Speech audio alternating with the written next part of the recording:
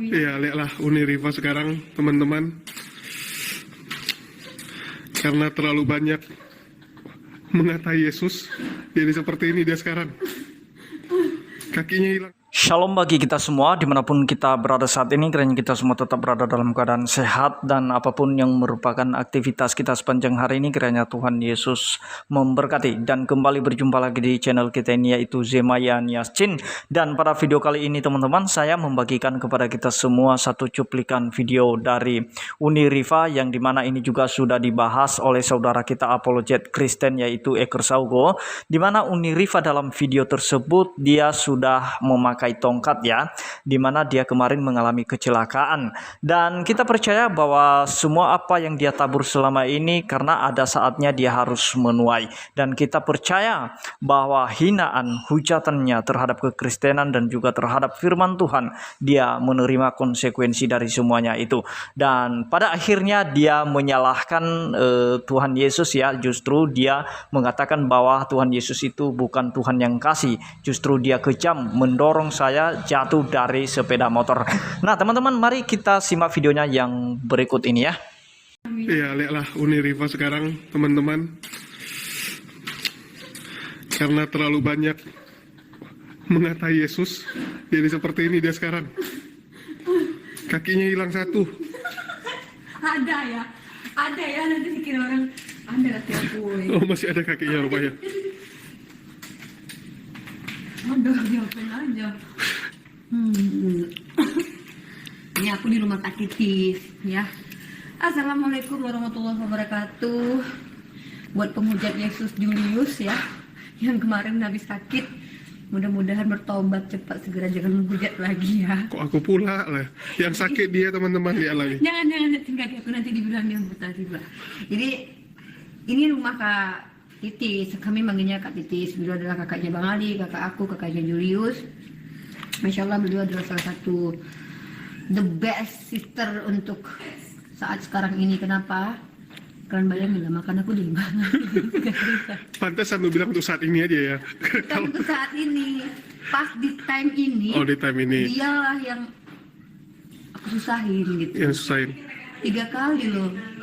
Iya, soalnya kalau besok nggak kasih dia makan lagi, berubah nih statementnya. Enggak lah, kau pikir aku kayak kau, giliran udah lulus ininya lupa semakan lama. Inilah dia. Jadi gini guys, Kak Titis yang ngasih apa? Ini bukan masalah ngasih makan sebenarnya. Ngasih baju juga, ngasih jilbab juga. Banyak kali yang gue minta ya, orangnya misahin kali. Belum sadar kau. Beliau nggak ngerasa disusahkan karena beliau udah terbiasa. Orang Rohingya aja ya, beliau terima. Masa aku nggak mau diterimanya? Jangan tuh tengok kakiku. Tengoklah rumahnya Kak Titis ini guys. Apa nggak gemuk aku di sini, ya kan? Apa nggak gemuk aku di sini? Makan 3 kali sehari cukup. Lama-lama pengen dijadikan adik angkat kandungnya. Masukkan aku dalam daftar keluarga Kak. Memang ngerepotin satu manusia nih. Ya, saya stop sebentar ya. Itu kondisi kaki Uni Riva ya, bengkak ya, karena jatuh dari kursi. Ya, kita lanjut ya. Apa kau senang kok ya? Ya, sekarang pertanyaan yang paling banyak nih ditanyain nih. Apa benar Anda sedang terkena azab? Jadi kalau gini, kalau seandainya memang teman-teman kita Kristen mengatakan bahwa aku tuh diazab sama Yesus, maka selama ini benarlah pernyataan bahwa Yesus itu tidak mengajarkan ajaran kasih. Bayangin, aku cuma berdebat tentang dia aja, dia azab aku sampai begini. Aku lagi parkir di atas kursi didorong sama dia. Berarti dia nggak sekasih itu kalau memang dia yang mengazab aku gitu loh. Kau bayangin ya, Paulus aja yang membunuh dia ampuni. Rambut aku kelihatan nggak Jul? Enggak. Nah, Paulus aja yang membunuh dia ampuni. Masa aku berdebat membela kehormatannya, diazab dia, didorongnya aku dari kursi. Pokoknya kalau misalnya ada orang Kristen yang bilang aku diazab Yesus, berarti kalian iyakan Yesus yang mendorong aku. Nggak fair itu. Minimal kalau dorong aku nampaklah wujudnya kan, biar bisa aku tanyain, ngapain aku didorong apa salahku gitu. Nggak ada lah itu. Dengan mengatakan bahwa Yesus mengazab aku gara-gara aku berdebat, itu sama. Bukan karena kamu mendebat, tapi karena kamu sering mengata-ngatai pendeta. Lah, apa pula? Gini, yang paling tidak boleh itu menghujat Roh Kudus, ya kan? pendeta Roh Kudus. Pendeta punya Roh Kudus. Lah, dari mana kita tahu pendeta punya Roh Kudus? Banyak kan cerita Mujoli. Intinya gini, kalau ada orang Kristen yang mengatakan aku diazab sama Yesus, berarti kalian benarkan Yesus itu kejam.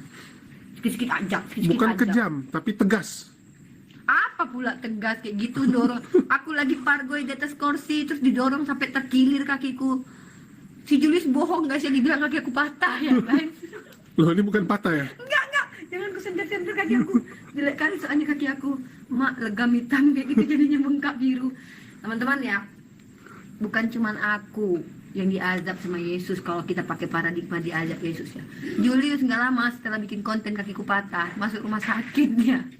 Aku nggak masuk rumah sakit. Aku pergi ke rumah sakit untuk suntik vitamin, Nggak beda. bisa ngomong dia. Gara-gara sering menghujat jadi nggak bisa ngomong dia. Oke, teman-teman, yang dikesan demikianlah cuplikan video singkatnya ya. Kalau Anda mau menonton secara lengkap, Anda bisa menonton video secara utuh di video Unirifa ini. Nah, teman-teman, saya sebetulnya sedih kenapa ketika di dalam kondisi sakit, dia tetap masih juga tidak mau bertobat ya. Tetap saja tidak mau introspeksi diri ya. Dia katakan kan dia sedang berjoget begitu ya. Ya pastilah mungkin kemungkinan besar karena saking seringnya dia mau menghina Yesus, bahkan menafsirkan Alkitab dengan sembarang, akhirnya sebetulnya teguran ya. Dia diingatkan supaya jangan sembarangan. Dan akhirnya dia jatuh dan kakinya tadi sampai bengkak ya.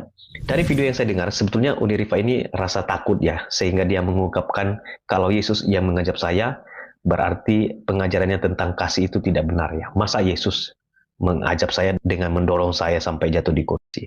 Nah, itu membuktikan Unirifa itu takut ya. Tetapi seharusnya dengan kondisi itu dia harusnya introspeksi diri dan bertobat dan tidak mengulangi kesalahan itu. Memperbaiki ya, bahas saja kitab Anda. Nah, untuk memberikan jawaban terhadap video yang sudah kita dengarkan dari Unirifa tadi, saya mengutip di kitab Roma pasal 2 ayat 4 dan seterusnya ya. Maukah engkau menganggap sepi kekayaan kemurahannya, kesabarannya, dan kelapangan hatinya? Tidakkah engkau tahu bahwa maksud kemurahan Allah ialah menuntun engkau kepada pertobatan? Tetapi oleh kekerasan hatimu yang tidak mau bertobat, engkau menimbun murka atas dirimu sendiri pada hari waktu mana murka dan hukuman Allah yang adil akan dinyatakan. Ia akan membalas setiap orang menurut perbuatannya. Jadi kita percaya bahwa semua orang itu akan mempertanggungjawabkan apa yang dia perbuat. Tetapi perlu direnungkan bersama-sama. Maukah engkau menganggap, ayat 4 ya, maukah engkau menganggap sepi kekayaan kemurahannya, kesabarannya? Apakah engkau tidak mengindahkan kesabarannya, bahkan kelapangan hatinya? Tidakkah engkau tahu bahwa maksud kemurahan Allah ialah menuntut engkau kepada pertobatan? Kalau masih diberikan kekuatan kesehatan napas hidup, seharusnya itu membuat Unirifa itu sadar dan bertobat. Ya, tetapi memang Alkitab mengatakan karena kekerasan hatimu yang tidak mau bertobat, engkau menimbun murka atas dirimu sendiri. Jadi kalau akhirnya nanti Unirifa sampai misalnya diizinkan untuk mengalami kondisi yang sangat berat, sakit, itu terjadi karena kekerasan hati, karena tidak mau bertobat. Senyum jangan terpaksa banget. Joget dong, joget.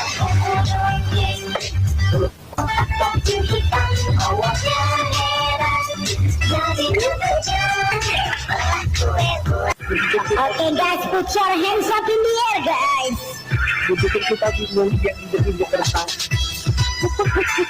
Kita panggilkan bintang tamu kita. Bersama. Nah, jadi itu dia videonya teman-teman ya. Kita sudah melihat bagaimana kondisi terkini dari Unirifa. Ternyata dia sudah memakai 2 tongkat ya untuk membantu dia bisa berjalan.